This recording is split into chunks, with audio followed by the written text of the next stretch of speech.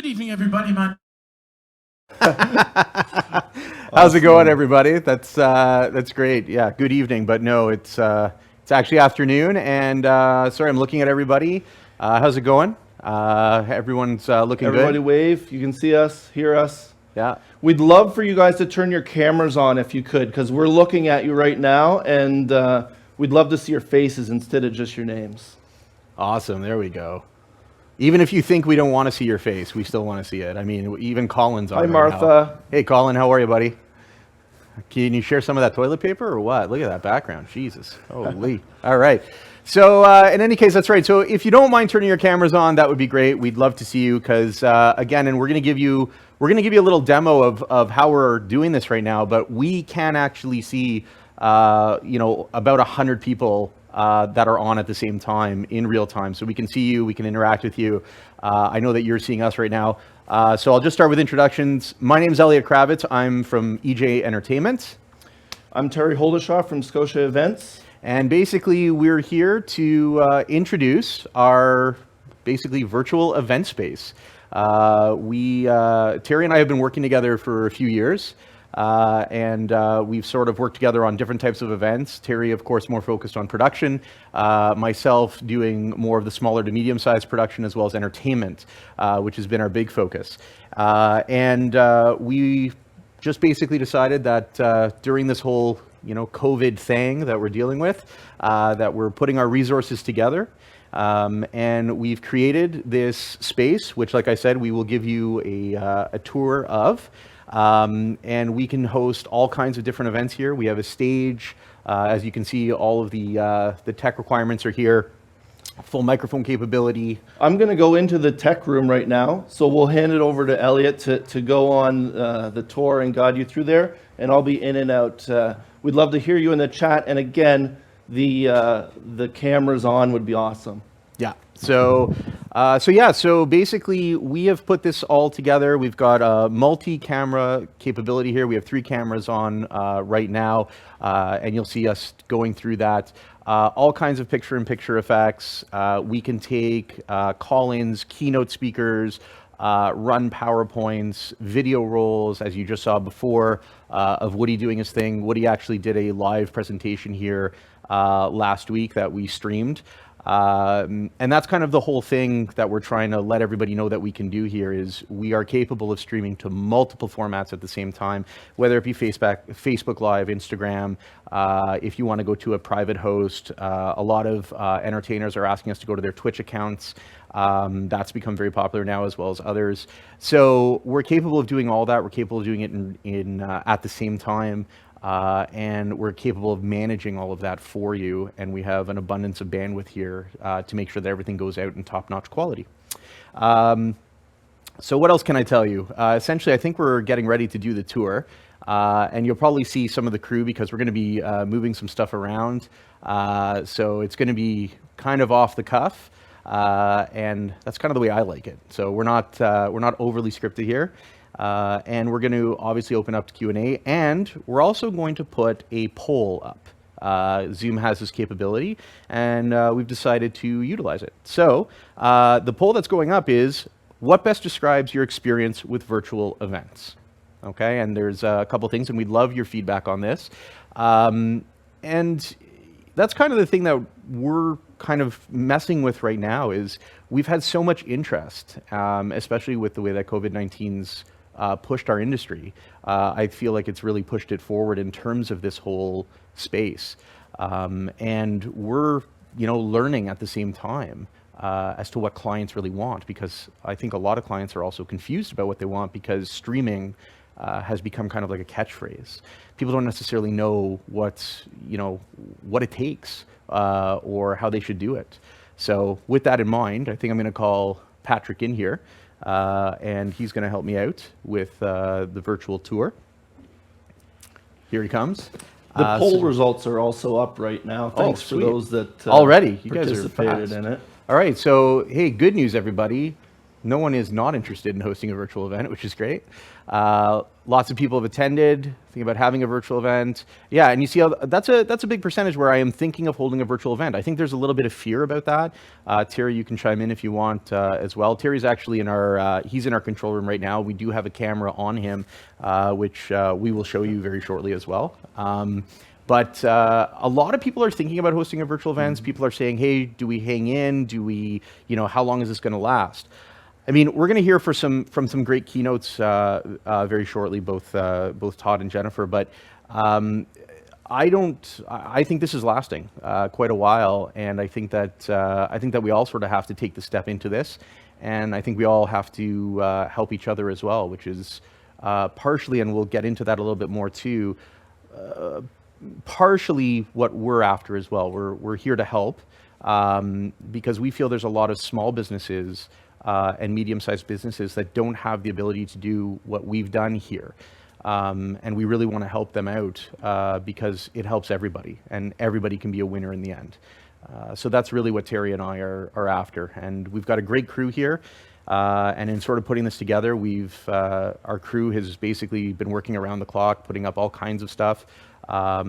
Are you good to go, Patrick, for that while I do that? All right, so the other thing I'm going to do is I'm actually going to mute this microphone, and I'm going to go onto a phone, and we're purposely going to do this on a phone call because it's going to show what is capable. So if somebody wanted to come in into our production, from anywhere in the world for that matter, there's different ways to do it. And so we're going to show you right on I'm just using a Samsung Galaxy, and we're going to go right to it right now. So Andrew, if you can take me right there. So here I am. Hopefully everybody wave that you can hear me on that phone and everything like that. Can everyone hear me? Perfect. So I just want to make sure that was switched over. So I'm actually on a phone right now, so you can see a little bit more pixelation, which is, definitely part of being on a phone versus some of our higher end cameras. So I'm standing here in the studio, and what you're going to see is I'm going to show you the view of what I see. So what I see right now is I'm looking at a couple of televisions with all of you here. So, if anybody were to give me the finger, I got you. I know who it is, or anyone to do anything like that. So we have two TVs hooked up right now. With everybody on there, and we have multiple pages that we can go to. So we can swipe to either page. So we can have hundreds of people on here. The other thing that we have is we have two other televisions on this side. So right now I'm using that one as a timer just to see, my time, etc. And up there, that's coming out to a program. So you can see it's feeding back video, which is it's supposed to do right now since that's on. And then of course I have my little comfort monitor with my notes. Okay.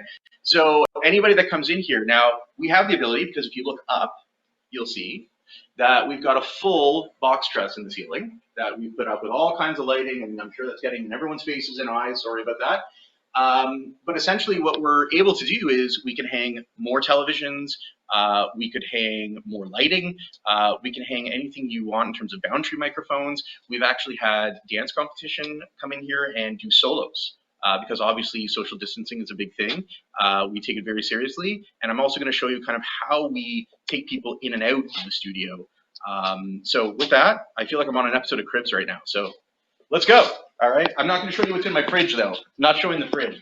But so here's our little tech area where we can have multiple Zoom feeds going out. So we have multiple laptops showing multiple feeds. And then if you come down here, I'm going to show you.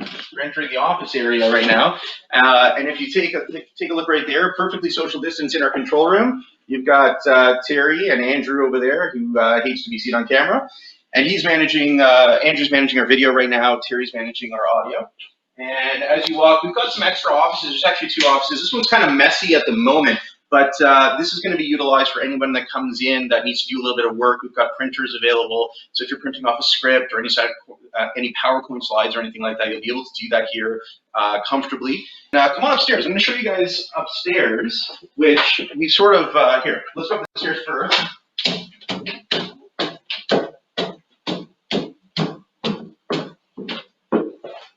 All right.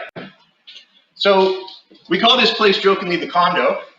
This is our upstairs that we've remodeled and reconfigured here as a green room or as a meeting space that people can be far apart, or for that matter, they can also, while one person is being filmed and broadcasted, The other person can meet up here if there's multiple hosts. This is also another shooting space. So we've also used this as a separate feed, either with green screen, or like, for instance, we just had somebody here last week doing a custom DJ set when the DJs wanted to put something out customized. So we have like all of our tools here, custom equipment, put up a green screen, put whatever background he wants on, and this can be a separate shooting space, and it's, again, all going into our production. Boardroom table, obviously, and the TV up there, which is a 70-inch monitor, that will actually be able to show you what is going out to air. So essentially, if you're waiting for your turn to go down to the studio and be shot on the main stage, you'll be able to see what's happening in real time. We also, of course, have people that can talent wrangle you. We have radios and comm. So it's all set up for this, and we've tried to think of everything through and through. We have all kinds of gloves, wipes, sprays. All of our microphones get sanitized. There's 3 different washrooms all over the studio. There's another kitchenette here for refreshments. If you have any guests or anything like that you want to, put some cold drinks, some veggie platters out, some food. And we'll head on back on downstairs. Hopefully I won't fall down the stairs during this, because that'd be crazy. Would make the Scotia and EJ blooper reel. So, all right, and we're gonna head back into the studio. Wave back to those guys. There you go. And now we are back in. And I'm back. And here's actually our podium. So I'll actually stand here at this point, and you should have me. We can end that feed, and you should have me back on my main mic. Everybody good? Everybody happy with the tour? Yeah, good. All right, perfect. Hey, Woody's up. Look at that. Woody's here, everybody. Woody, you want to do a song right from there? No? Okay, that's fine. Doesn't have his guitar ready to go. So I've given you the tour of the stage. You've got the tour of the studio. I think we're going to go to our keynote speakers, as I like to call them. And like I said, this is off the cuff, so I'm giving you a background about how we're doing things here. So I'm also going to call into the control room. So Terry, if you can just give me any sort of notes on that you can, and there they are. So perfect. So right on our comfort monitor here. So the podium's been added, and I'm going to introduce Todd Letts right now. So Todd is from the Brampton Board of Trade. Really, they are so used to doing all kinds of different meetings. And they've really had to pivot. And I was talking with Todd earlier, just basically, and there he is. So here's another example of things that we can do. Todd, we were talking before, and although that I wouldn't usually have it set up like this, so everybody in Zoom just knows that obviously when I'm looking at this camera here, I just put Todd on a monitor here so that I could see him. So I'm just going to look here for a second because it makes me feel good to see his beautiful face there. But Todd, tell us a little bit about how often were you doing events at the Brampton Board of Trade? What kind of events were you doing before all of this sort of hit? And tell us a little bit about that. Give us a little bit of a background.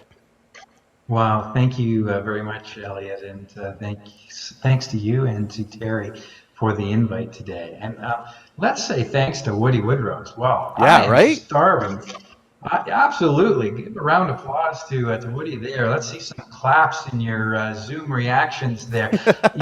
How long has this been? Has it been about 10 weeks? I am starving for live music, and to open your event like that, I just thought was awesome. So congratulations to you. And gosh, that tour was wonderful too, Elliot. And you got a comfort monitor? I tell you, as a guy that does about 4 or 5 dozen events and meetings a year, I'm really liking how you kick things off here. So thanks again for the invite. Elliot, Terry, and assembled guests here, we're in the business. The Brampton Board of Trade is a nonprofit, private association of businesses that I call it the 3 C's. We do 3 things. We convene, we collaborate, and we create solutions to help businesses succeed. It's that simply described, a bit challenging to execute in normal times, let alone pandemic. So let me start with how we use events. We use events at tool to help promote companies that are members of the Board of Trade. We have 2,300 voting members. They represent industries from manufacturing and retail and food and beverage, everything in between.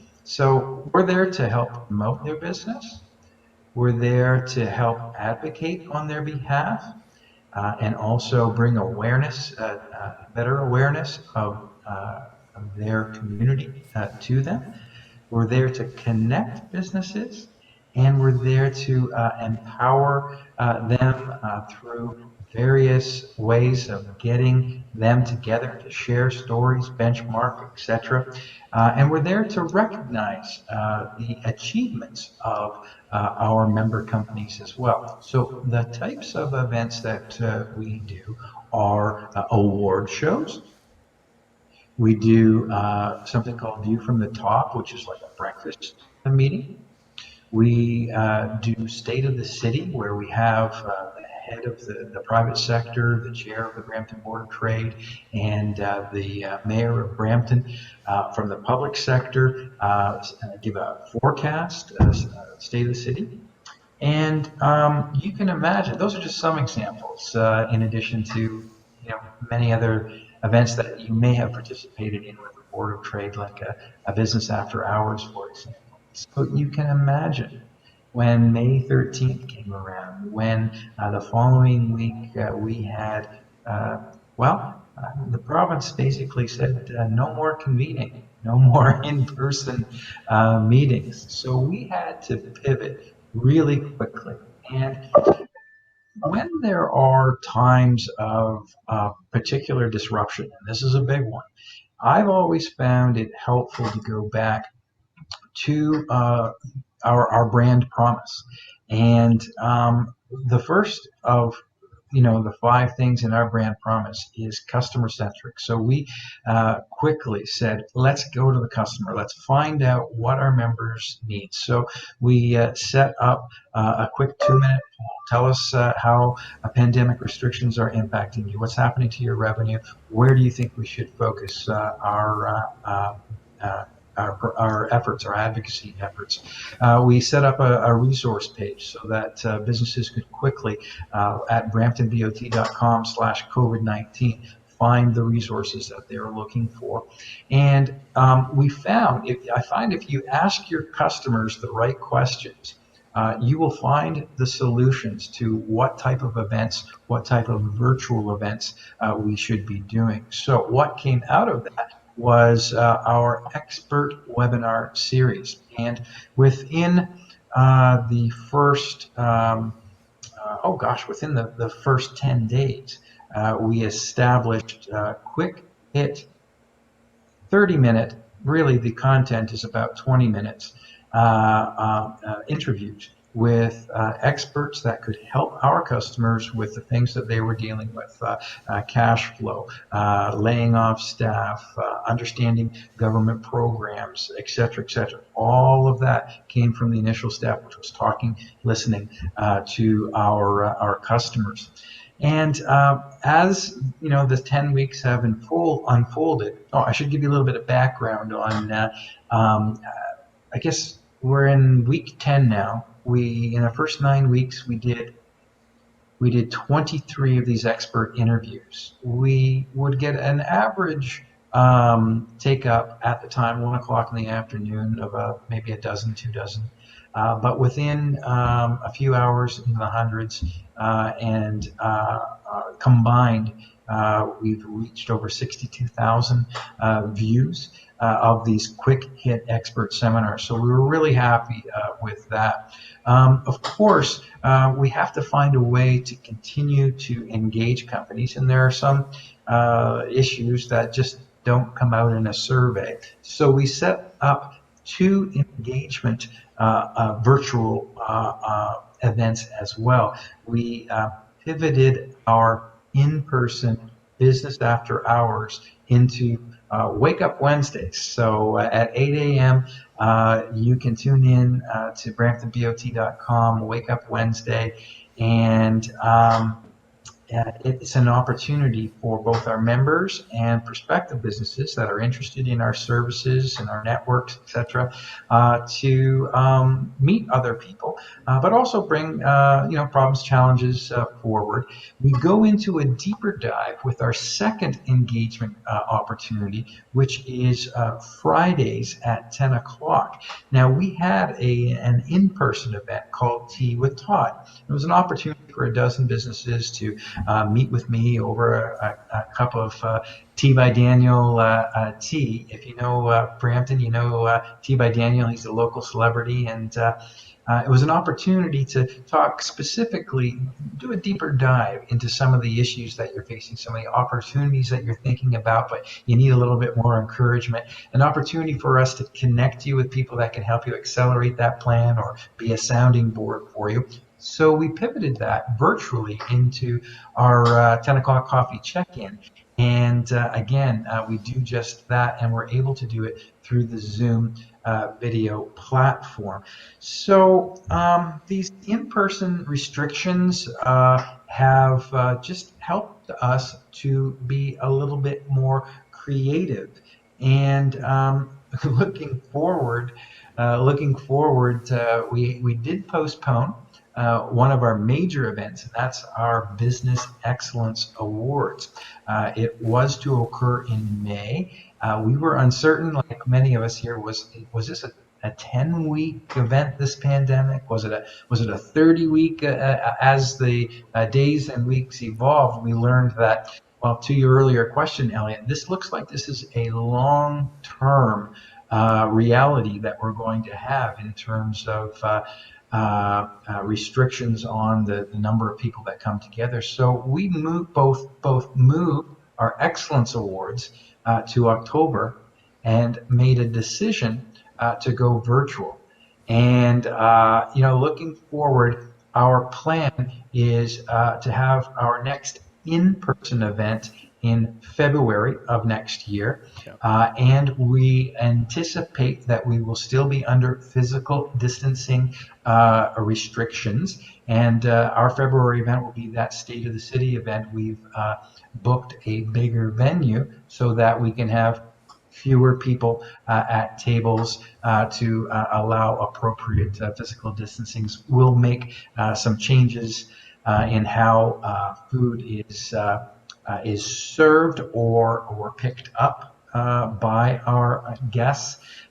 Going back to our Excellence Awards, which will be virtual, we're working with a great event organizer, Geraldine Cabral of Shake It Up Events, and with Terry Holdershaw of Scotia Events. And we're bringing together, I'm really think what's important to me as a client of some of, potential client for those that are listening is I want this virtual event to be fun. I want to bring in elements of music and video and jokes and games and trivia, and I'm really, really looking forward to how that shapes up. So, Elliot, hopefully that gives you a good overview of what we do, what we've done, what results we've had, and what we're looking forward to. Yeah, and I think I can also, that basically answered all three of my questions wonderfully in terms of no, I think that's great. The less you have to see this face, the better. But that really does answer those questions. And I think just to sort of, to add to that as well, I still remember that in early March, we were all sitting at the office here. There was four of us, and we had dozens of events from the beginning of March to the end of March.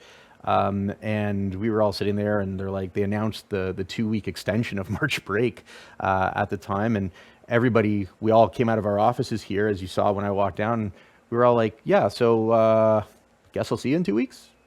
Yeah, it'll be 2-3 weeks, and that'll be it. And then here we stand with everybody trying to figure out how do we reinvent ourselves, or what do we do about this. So again, Todd, thank you so much for your insight and the information. And I'm actually going to bring our next keynote in, if that's okay. I'm going to introduce Jennifer Beal, who's a professional networker and event planner. Jennifer, there you are. How are you? And I was going to ask you the same questions. Just, give us some insight as to what you were doing, what you are doing, what you're looking forward to doing in the future.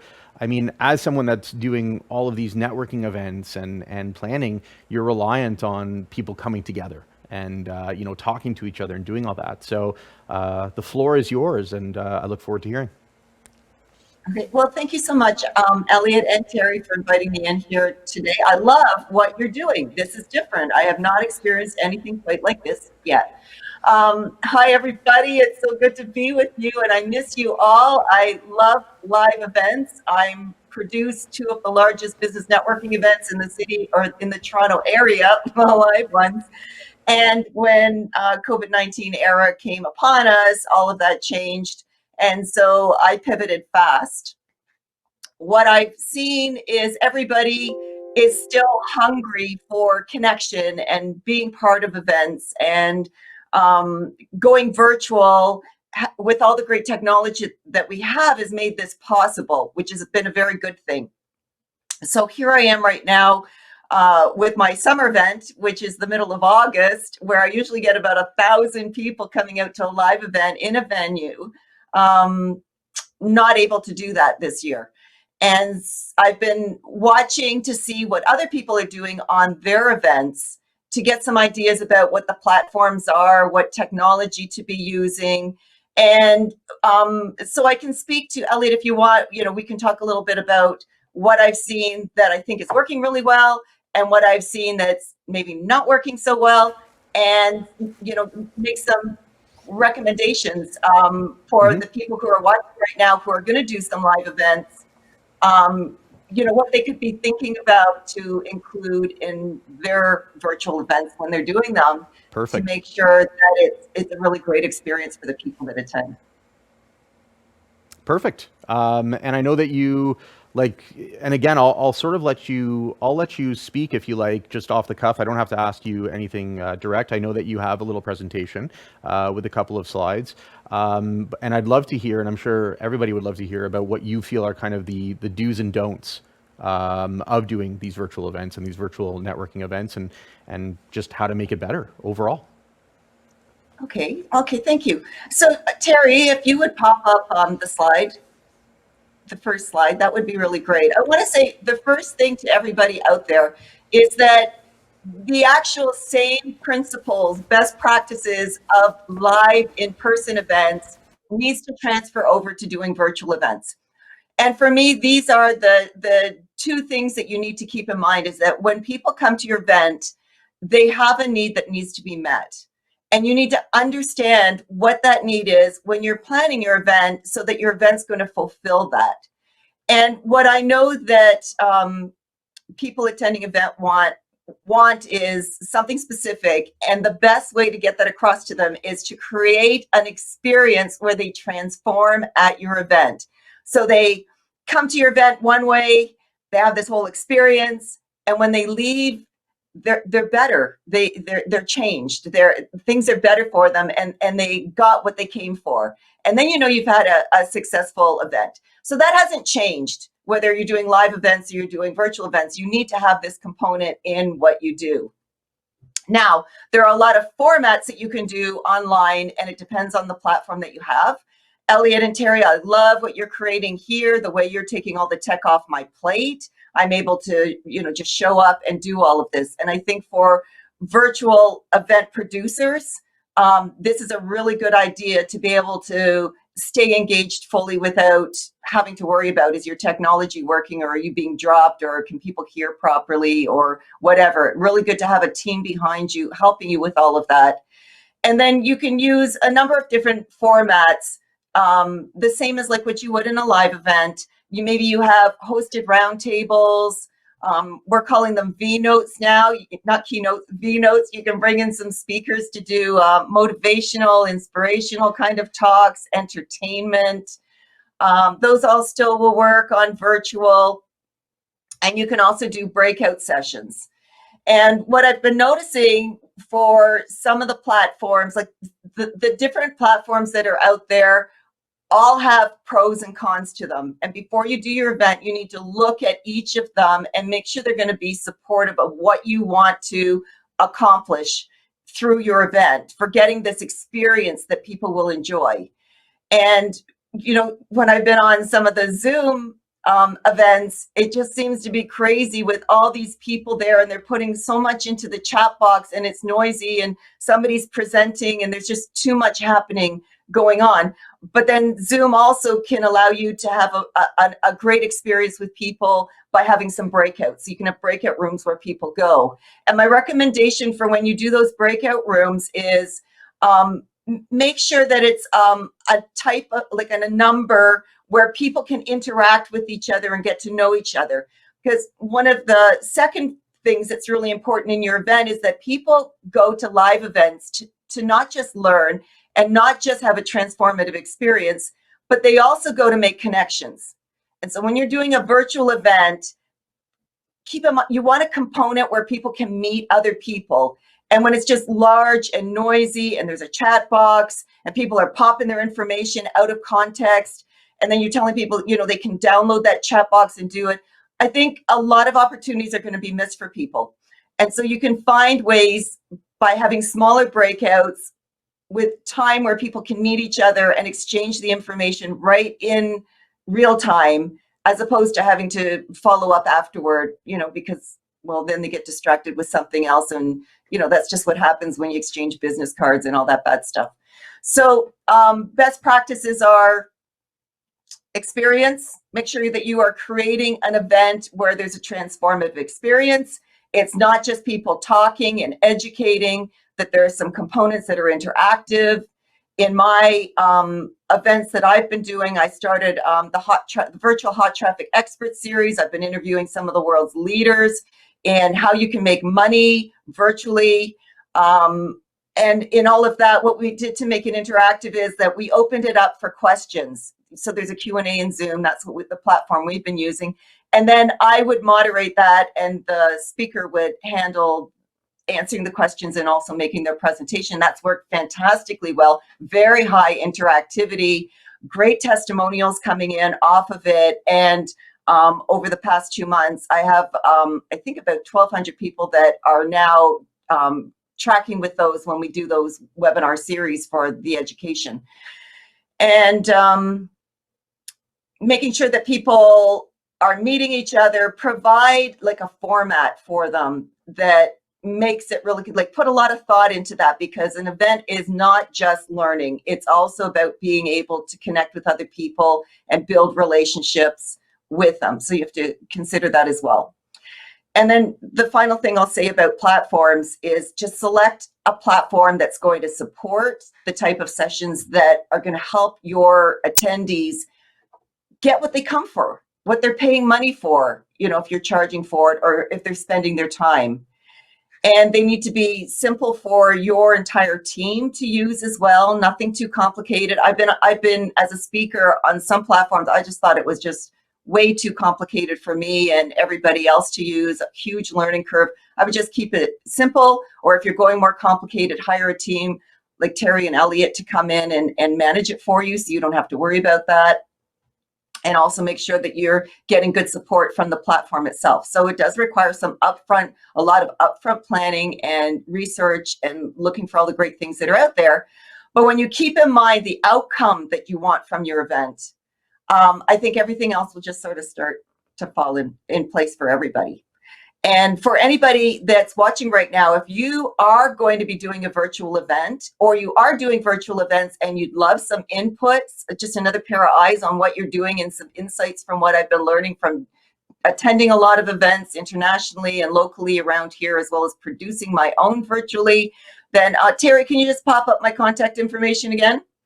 There's a QR code here. If you hold up your phone, actually, if you take your phone and you hold it up to this screen right now, your camera will grab that, and don't take a photo, download it. And that's going to take you to my MobiCard. And when you go to my MobiCard, you can then email me and we'll book a time to talk and we can jump on a call together. This is a virtual business card, the MobiCard, and you might want to just do that just to check it out. Or you can go to jenniferbeal.com. That'll go to my schedule and you can book a time that way. And so these kind of technologies are making it easier for the networking component as well for people, as opposed to posting your text, your phone number on a chat, or putting your website, or writing the whole thing about what you do. My experience is just people are not using that well. What you want to do is start using some of this new technology, like the Mobi card, or having a scheduler where it's easy, direct link that people can go to, and then you can put the hyperlink in a chat box where people can click, take immediate action, and get stuff done. So those are my tips for what to do based on what I've seen so far. And I think that's great, and I think you touched upon a couple of things that Terry and I have been saying as well, which we couldn't agree more with you. I mean, obviously we're going to sound a little bit biased, but I think what you said about the platform is super, super important. I mean, so many people now are, utilizing Zoom, and they are doing stuff, and Zoom is fantastic. I mean, we're using it right now. Of course, we're using it in a premium fashion. We are using, proper accounts, premium accounts, etc.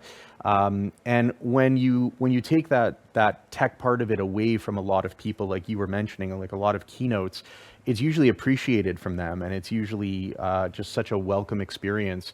I mean, even right now, as I'm looking out, and having done many presentations myself, the last thing, not having a comfort monitor, not having somebody in the control room right now looking after everything for me, whether my mic is muted or not, it would be a nightmare, especially if I have to deal with breakout rooms and anything like that. So absolutely. I mean, and that's kind of what we're here for. So, and again, Jennifer, thank you very much for your thing. And just before, you know what, we're going to go to Q&A. Terry, why don't we do that right now? So why don't we open it up to anybody? Sorry? Thank you, Elliot. Oh, no problem. No problem. So there's Terry. Elliot. Hi. Well, Yes. Good. Elliot, I thought Jennifer made some wonderful points there. It reminds me back in the olden days when I lost electricity to my PowerPoint, and the old joke goes, the only thing worse than losing power in your PowerPoint is when you lose your point, or what's the point of the meeting. And Jennifer's reinforced there for us is that people have to know why they're coming for a meeting, and the experience is so important as well. What we've found is that this pandemic, if there is a silver lining, it's the catalyst to bring about change and maybe bring about new style of events. And we've got at the Brampton Board of Trade Connect Work now, which is where Brampton business women meet. We're establishing a strategy network just for CEOs, a talent network for those in the HR profession. So it's we've got about eight new networks that we'll be launching. Again, very tight, very focused. You'll know why you'll want to attend. We'll have, I love that, a V-note speaker. Great points by Jennifer. And like I say, with it's not all doom and gloom. I know that it hurts. It hurts in the pocketbook, but to see the revenue decline. But using this opportunity, like you and Terry are, to showcase how it can be done, tremendously valuable. And thank you for that. Thank you. And I actually, you know what, just before we go to Q&A, I'll tell you, I was sort of going to close with this, but, Todd just sort of brought it up. When and this is not meant to sound preachy in any way, but when this all started, it essentially, and I have a lot of colleagues, obviously, as we all do in the business, and we all know a lot of, people that are even on this Zoom call right now, et cetera. And obviously we speak with them even in a social way, on the phone, or not just through business. And I know that, including myself, and I know Terry as well, this has affected everybody. This has affected everybody, and not for the better. The only silver lining for us, for Terry and I, is, we did some streaming beforehand for clients that wanted it for, corporate applications. But because of COVID now, it's completely catapulted that, and it's completely forced us to, educate ourselves more, get going on the technology that it takes to do this. And for that, I'm feeling a lot more hopeful now, and I feel like I actually have a purpose again, which I feel a lot of people have lost their purpose in the event industry because they just don't know what to do. They're, sitting at how many cold calls am I going to make to people that aren't throwing events right now, right? Or how am I going to do any sales at all? So what Terry and I were saying, and I've said this to a couple of people. I know a couple of people on Zoom that know us and have already reached out to us. What I just want to say to everybody is that, and again, we know, Terry and I know, just because we're oriented in production, we have the warehousing, we have, we still have the equipment, we have the tech, and we have the crew. Abuse us, use us, and abuse us, okay? Because this is about everybody. This isn't about logo recognition, okay? I mean, I want everyone to know that we're doing this, but at the same time, it's easy to have a Zoom meeting with 10 people. It's easy to do that. You can do that yourselves. But if you need to manage a very large meeting, or if you want to put out some sort of content, or if you want us to roll PowerPoints or video rolls, if you want to create a show of some kind for entertainment, let us help you do that. And we'll talk about, we can talk about costs and we can learn about this, because I still think the industry in general is learning about the costs of this, okay? Because there's nothing that's been set out. So we're all learning about this. But, what I can tell you is Terry and I have, in the last 2 weeks, have had so many inquiries just from people saying, what's possible? What can we do from there? How can we socially distance and do this? And there are ways. And you don't even have to be in the studio. We can do it virtually, as we're doing with what we're doing right now with what's called vMix Call, where we bring somebody into the production and Zoom is separate. So you're actually seeing what we're allowing Zoom to see right now. So again, I want to just say it to everybody that we're all in this same boat, okay? And we're all in different positions. If there's any way that we can help you, throw these events, I think that is the most important thing, is to keep the event industry moving forward. So please don't be afraid to ask any questions at all. If there's any way we can help you, great. If we can't, we'll tell you. We'll be honest with you, and that's okay. But I just wanted to put that out there. I hope that sounded okay and not too crazy. Okay, so we're going to try and take some questions from the audience. I know there's been some in the chat, but in the participants list, you'll be able to raise your hand, and it would be really beneficial, if it's possible, to have your camera on. And if you would raise your hand digitally in the participants list, we will unmute you for your questions. So we're going to go to Coach House Weddings. We're going to run the mic over to you, and we're going to, I think you typed your question in. So was it DSLRs? Yeah. So Andrea Oh, there Marchant she is. She's from just a little bit low, okay. so I can hear her now. You If you can can hear me boost it now? up. Okay, yeah. Andrea Marchant from Coach House Weddings and As It Happens Photography. My question to you is, how do you attach a DSLR camera to a Zoom call? Okay, so there's a few ways to do it. If I think in your case, I know what you're doing, and you would basically get a USB HDMI capture card for your laptop or for your computer, and then you can use any camera with an HDMI output, and your computer will see it as a web camera. That's the easiest way. There's a number of ways to do it, but I think in your case that would be that would do the job. Okay, and is there a specific brand that you might recommend? Right now, availability would be whichever one you could find. Yeah, that's true. So if I just Google a USB HDMI capture card. Yeah, actually, can I add to that, Terry? Just because I've been faced with this with another client. There are some DSLRs out there. I know, and it doesn't matter what the brand is. They'll all do it within reason. But I just know there are a couple Canon cameras. I don't remember exactly what model, but they will actually allow you to go USB directly into your computer. And Canon was actually giving away an application just recently that you download right off their website that allowed you to omit the capture card, which would be beneficial because that's about a $200 item. So if you're trying to do it on a budget and you just want it for a nice clean picture, they were offering free software to help you with that. And it seemed like I did it for another client, and it was pretty seamless and pretty simple to do. Excellent. Thank you very much. No problem. Okay. We will go to Nadia. Just give us a second to, oh, you don't have your audio on. So, I love Zoom. okay, Nadia, do you have a question? Hi. Hello. Hi, Nadia. Hi, everyone. And hi, Terry. Thank you so much for inviting me. I work at the University of Toronto Spire program, and we have some experience, nice experience with Terry. He's helping us with multiple events at the Department of Surgery. So I really like the whole setup today, Terry, and I noticed that this is a webinar, or in the link it shows a webinar.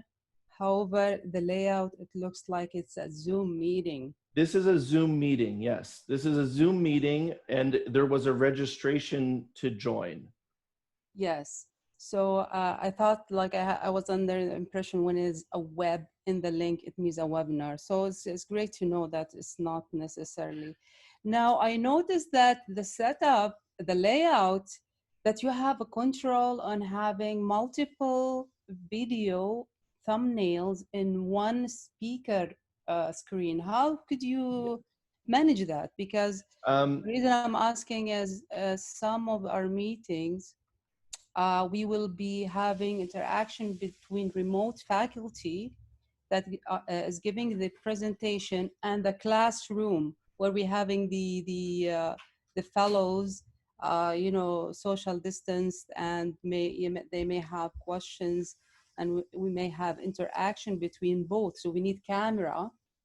So we have the camera of the speaker going on, and at the same time we need camera for the setup of the room. Yep. So what we're doing today with the split with either 2 cameras or 4 cameras, it's all customizable. In Zoom, that's within our production software at the studio. And so within Zoom, you can't really set that up. That's what we do in the studio. To create like a an panel. add-on, you have to subscribe for it, or something that you work around in your studio? So for your example, you are just using, we're just doing a completely virtual Zoom meetings or Zoom webinars. And to create a panel, we would basically need to use the studio space. You wouldn't necessarily have to be here, and you would virtually call in. Each person on the panel, we'll just call it a panel for what it is. They would call in directly, and then we would create the layout with the panel, and then we send the video output from the software into Zoom so that Zoom sees it as a web camera instead. So, Wow. Elliot, did you want to say something else on the same thing? I was actually going to just echo what you just said, in that, like, right now I'm standing here and you're seeing the 4 boxes. We can actually, we can bring people in virtually, just like we've done obviously with Todd and Jennifer, and just input them into the production software and put it out for you. But that's like abilities like this, as we're going back and forth to show you, it's not, that's not something that Zoom can do. That's something that we have, you know, specific types of software to do, and we're using that to our advantage. So that's kind of one of our voodoo tricks, I guess, or whatever you want. Okay, so just give me one second. Thank you, Terry. Thank you, everyone. No, I guess this is way beyond my ability, and it's very professional, so I'll leave it to you. Thanks. We can talk about your event specifically afterwards, okay? All right. Thanks a lot, Nadia. So we have Marjorie has a question, so we're going to run the mic over to you. And yeah, Okay. Thanks for doing this, by the way. And hi, Terry. No and problem. Hi, EJ. And thanks, Jennifer and Todd. So I actually have two questions. With the camera, I even pulled out my camera. So on that, to bypass that capture card, I have that, I wrote it in my notes. I have the Canon, I just have it right here. Is the Canon EOS Rebel T6. And I think on the side, I'm a bit of a geek, but not for this stuff. So there is an HDMI. So would I be able to like connect that and then just film with this camera? Is that what you were saying? Yeah, so yes, that's actually exactly technically speaking what you would do. Just check on Canon's website. So if you do a search for Canon software, like Canon capturing software, there are specific cameras they list. It's actually a pretty big list. I don't know if the T6 was listed on that or not. Yeah. Even if it's not listed, it's worth a shot. I mean, it's free, so just download it. But yes, you're absolutely correct. So you would be hooking that in. There are ways to hook in that Canon camera to USB. So it's actually, sorry, it's not through your HDMI out, it's through your USB out. Through your USB out into the computer, and then that software will act as a bridge for you. And instead of you just seeing your gallery, you'll be able to actually see what's through the viewfinder. Ah, okay, cool. And then one other thing, I posted it earlier, but so exactly what you're doing now, say like I'm leading a virtual event right now. Yep. But can I send like my feed, if you will, to you all, say at Scotia events, and basically you run it just like you're doing what you're doing for us today? Yes, that's absolutely correct. So we would encourage and again, because of quality too, I mean, something worth mentioning about Zoom, I feel bad for Todd and Jennifer just sitting there on the camera. but just running from Zoom, a lot of times, as you know, when you share your screen, and I'm sure Terry will butt in here as well to say so, but when you share your screen, it can become problematic. When you're doing so, you really need to have the proper amount of bandwidth for that, et cetera. So what we've done for other customers is we would encourage you that you can be virtual and call in on our software instead of Zoom. Still go out to Zoom, of course, and then you can send us via Dropbox, or we have ways of getting your content. So if you have videos or PowerPoints or anything like that, then we would trigger those here for you. So you don't even have to worry about that, and we would follow along. What that allows us to do, it allows us to do a picture-in-picture of you, so that while you're talking, and of course we can move that picture-in-picture, and we can help you to develop your slides so that you actually have a place for your picture-in-picture, so that it looks really seamless and really great. And then we would be doing that using our bandwidth and our quality. So it would really come through beautifully. And as you saw when Woody was playing before, you know, the audio sounds great, the visuals look great, etc. And that's how you would do it. I'll also say just one thing on the screen share within Zoom. So if you're screen sharing like your PowerPoint or video through Zoom, it's actually a much lower refresh rate, and it takes a lot of bandwidth. So the way we're sending the videos and PowerPoints and any graphics is into, basically think of it like the video capture card. So the computer is seeing it as a web camera instead of a screen share. And it's also being run off of a separate computer.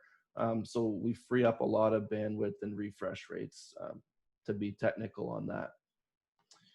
Okay, so we do have I want to try and get to a couple more questions. Melvin had a question. We're going to go to Melvin and then try to get to a couple more. So we're getting the mic over to Melvin. Should be able to unmute. Can you hear me? Yep. Okay. Hey, how you doing? Good. Just want to find out about like contracts. Like, what type of things will I need to add into them for, like, if signals are lost or anything like that? You know, liabilities, whatever. In regards to like streaming events and stuff, like, you know, there's like overload, or if the servers go out off site, like the event that happened this weekend where AWS went down, stuff like that. right. You know, So what type of things should I put in there? I know what you're referring to in regards to the training event that some of you all were on. Without going into too much details, it wasn't Zoom. and it wasn't a bandwidth issue.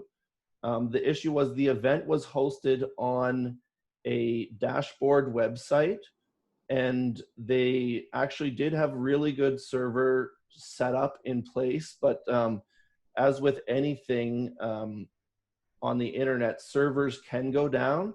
And the problem was the only entry point into the meeting was through the dashboard. So basically you go to the website and you can click on a link to enter. That event also had a lot of gamification, which basically clicking on different parts of the website gain you points, sort of like a contest type of thing. So the event had 1,400 people all trying to click everywhere on the website to gain points to get up on the leaderboard. And that's what caused the server problems. So you just need to talk with your IT and on your website if you're doing something like that. In regards to contracts, I don't think any of us are lawyers or could give you legal advice. I would talk to a lawyer about that instead of me, but unless anyone else wants to say something about it. I just think you just, as with any contract, I mean, of course I would discuss with your lawyer. I mean, I've had a small light discussion with my lawyer just about, you know, changes to contracts for virtual events, etc. I mean, the overall feedback is basically the same. I mean, catastrophic failure is still catastrophic failure, no matter what you do. The chances of it are extremely slim. And obviously we run redundancies, and everybody really should run redundancies if they're relying on it. But I mean, in terms of actual clauses for the contract, that would definitely be a question to give your lawyer a call. So once again, if you do have a question, we'll try and take a couple more, but you raise your hand in the participant section. And Martha, we will go to Martha. And we're running the mic over. You should be able to unmute. Hi.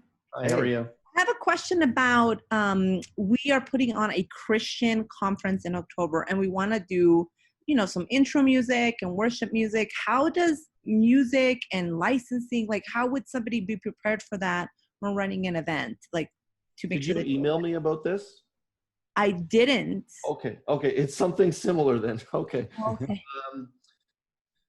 So in regards to licensing, again, that's not really our specialty, but if it's not original music that you're playing, technically just as if you were hosting a live in-person event, within Canada, it would be the SOCAN resound licensing. In the States, it's BMI, ASCAP.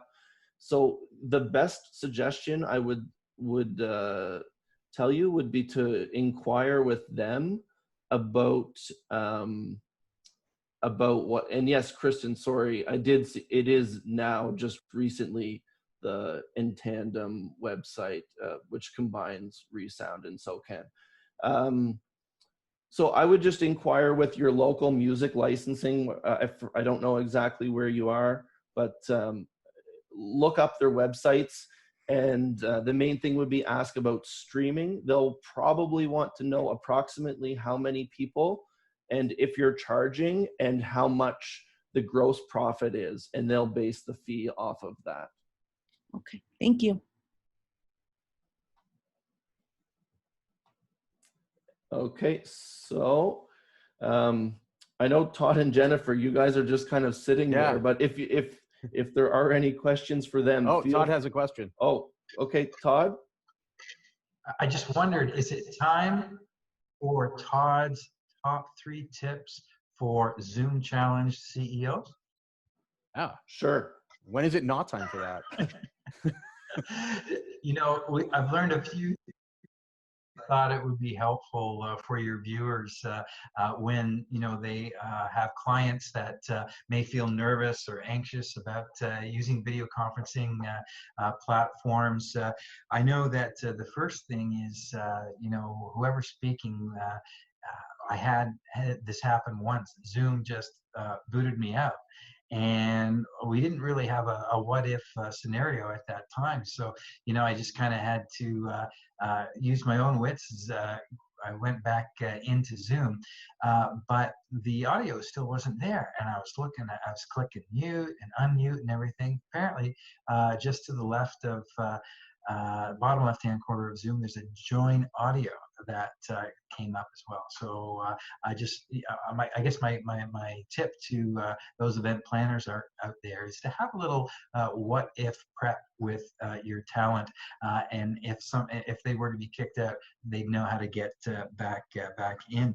The second thing is, you know, Zoom is only one platform, but there's also Teams and there's Skype, and I find that dependent on the format, Skype, for example, I must use a headset. So I always have a headset that is handy, just in case, because you don't want to be messing around with audio if you're the lead speaker.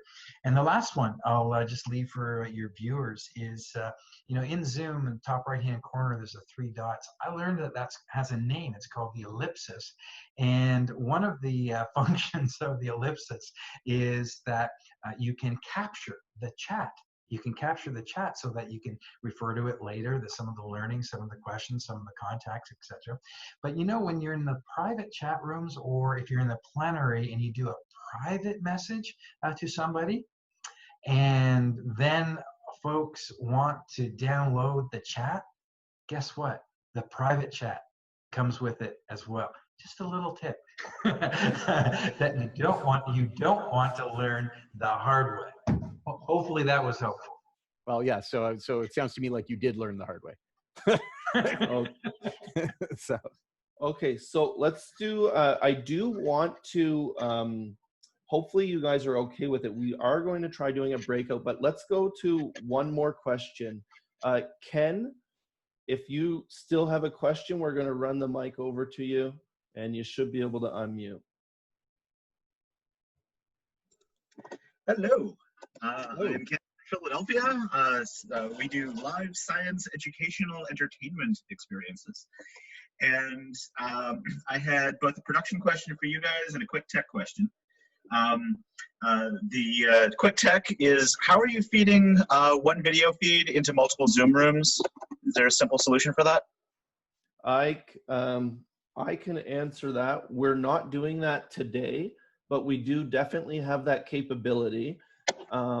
Within Zoom, with the upgraded accounts, technically you can have up to 1,000 people in a room. If you get up to the 200, I think 300 and 500 levels of total attendees, it decreases the amount of breakout rooms you're able to have. So if you want to feed multiple Zoom rooms, so you have Zoom room 1, Zoom room 2, Zoom room 3, with, say, for example, 200 people in each room, you need some hardware and basically like a production studio, whether it's to our scale or a little bit scaled down.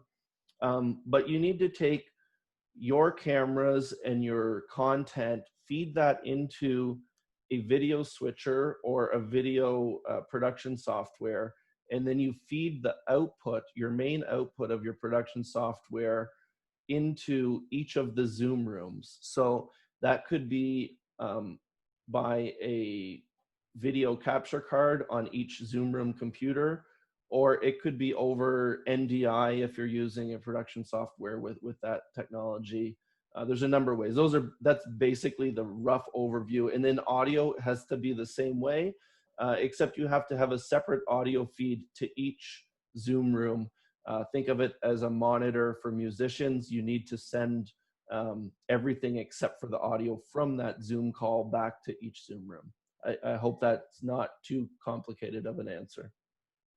So it sounds like there's no way to do it with you could. It's one Zoom room per OS per computer. Yeah. And then you just have to distribute the video out to multiple computers. Yep, and then you deal with spotlighting and all the other things within Zoom to what feed you're sending out to speaker view. Right, you have to do that on all of them. Production questions. You've mostly answered, I think, that we can we definitely send you multiple camera feeds for you to cut between there for production? Yep. 100%. Okay, as opposed to just having separate individual speakers that you're switching between. Like, and it doesn't have to be just your web camera. Like if you have even if you have a local studio or something like that, a videographer, anywhere that has a good internet, you could even send multiple studios with multiple cameras into our studio, and then we control where it goes out from there. And what about audio from guests relative to audio from host? So in Zoom, you can mute everyone, but is there some way to vary the levels of guests so that you can hear the people chattering, but at a lower level than the host? Sort of. If we have you calling in as a presenter, for example, on a separate feed into the mixer, then yes, we do have the option to adjust it as needed. So if there was somebody that was low, like if you had two presenters and one was lower than the other, we can adjust it a bit on our end for that. Yeah. More looking at live chatter, so we're not all muted the entire time, but we're also not drowning out the presenter. It depends on the size of your room. It's really hard to manage that if you have 200 people all unmuted at once, and then you can get feedback loops and stuff. So it just depends on what you're doing. When you go into breakout rooms, we'll actually we'll try to go into a quick breakout room to show you sort of a networking example of what could be done there, and then you guys will all be unmuted, right? So there's no way to dial everyone down. Not within Zoom. No. That would have to be handled separately. Yeah. Thank you. No problem. So if we did miss any questions, I know there's a couple people, but we want to try and end on time. Jennifer or Todd, did you have any final remarks before we try to go to a breakout? And then we'll come back. After the breakout, we'll come back and we will we'll end the event. I'm good. Are you going to be doing networking in that room or just showing them how it works? We are going to encourage them to do networking in those rooms as if it was like a 5 to 10 minute break at an event, and or a dedicated networking time. So it'll be small breakout rooms, and you'll be able to have your video on if you want, and you'll be able to talk to each other. So we'd encourage to do like a 1 minute introduction each person, and just as if you were at a networking event, and yeah. Okay, well, may I give a tip on that? Okay, so like I promote all the events, and I'm on all the time, and I want to give you some best practices for that when you go into this network, so that you actually get the results you want. There's only one reason to be business networking, in my opinion, and that is to book appointments. So when you go in today, have your phone ready, and just when you see somebody that you want to book an appointment with, then what I want you to do is get their text number and text them right away and get them on your calendar. Use this opportunity to book appointments, meet the people that you want, and do business. The technology makes it so easy. There's no virtual business, or there's no business cards anymore. Now you've got to take the control of all of that. And so forget the follow-up. If you go in right now and you book an appointment right on the spot, guess what? You don't have to follow up with anybody. You're just going to have the meeting. So that's the tip for you in there. And then my final concluding thoughts are, go and put out some really powerful, high experience, formative events. Right now, people need you. They need you to be creating experiences for them where they connect with other people more than ever as we continue to be physically distant from everybody else, and we're not able to have physical events where we can see each other and hug each other and laugh together. Please encourage you, please go out and get great events going for people, and let's stay really well connected during this time so we all remain well and we find our way together, and we get closer and better connections happening over time. That's a great tip, Jennifer. Thanks. So we are going to play a very quick testimonial video from one of our clients, Sunil Tulsiani from Private Investment Club. Once the video's done, we're going to come back to the room, and hopefully you will participate in the breakout room session for networking. So let's roll the video. Hello, I'm Sunil Tulsiani, founder of Private Investment Club. I've been doing events for 15 years with people like Grant Cardone, Kevin Hart, Dr. Deepak Chopra, as well as Jack Canfield, Brian Tracy, Robert Allen. And I've, during this COVID-19 pandemic, our live events had to shut down, and I was doing some amazing events online with Zoom. And then I got hold of Terry from Scotia Events, and he suggested that I come to his studio where I'll have a stage with monitors and they take care of everything. And I did this today and people just loved it. The idea here was everybody's doing it from their living room, from their bedroom, from their cell phones and all that kind of stuff in their backyard. But this looked like a real event. I mean, people were watching me behind the scenes. They had the big monitors. People who attended the event were watching themselves. There was a great interaction, and it basically took me into a different level. It made it look like almost like a live event that I normally do. I totally recommend that you check Terry of Scotia Events out for your next online event. Thank you very much. All right, fading in. There was also a question in regards to how to ask us questions after the event. We will follow up with you all, but feel free to email us. You can find our contact on scotiaevents.com or ejentertainment.net.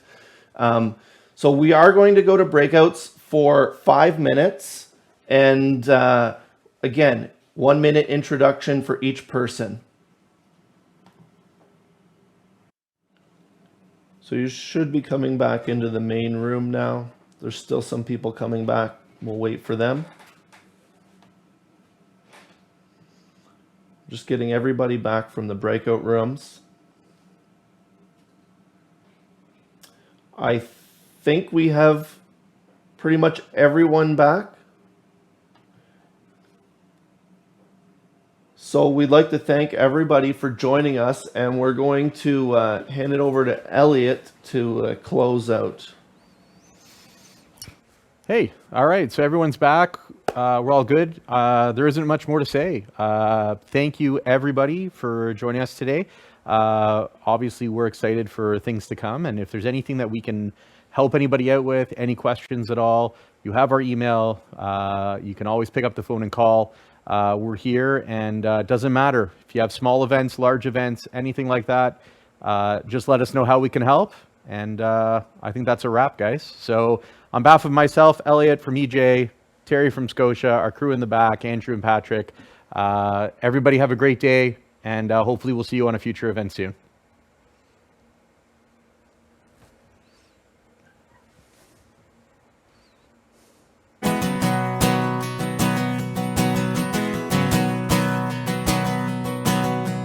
Gloria, smell it on your breath. Gloria, blues and peppermint.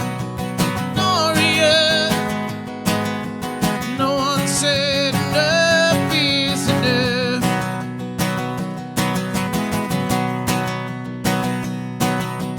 Gloria, they found you on the floor.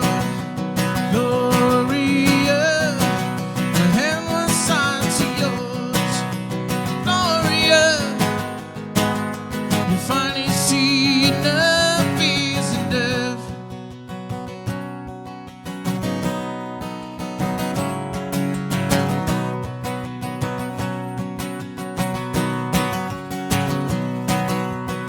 Did you know me when